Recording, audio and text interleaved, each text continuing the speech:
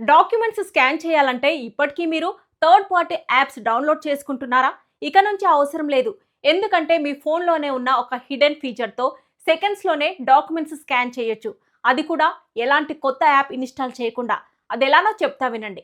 Welcome to Mamata Reddy talks. ఇంకా channel subscribe చేసుకోకపోతే వెంటనే సబ్స్క్రైబ్ చేసుకోండి.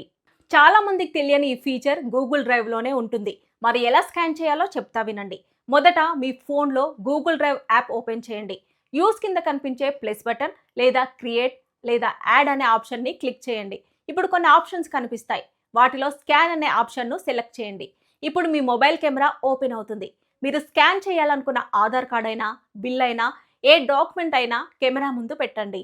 అయితే మీ ఫోన్ ఆటోమేటిక్గా డాక్యుమెంట్ను గుర్తించి స్కాన్ చేసి పీడిఎఫ్గా మార్చేస్తుంది. ఇంకా కావాలంటే మీరు క్రాప్ చేయొచ్చు, బ్రైట్నెస్ అడ్జస్ట్ కూడా చేయొచ్చు, మల్టిపుల్ పేజెస్ కూడా యాడ్ చేసుకోవచ్చు.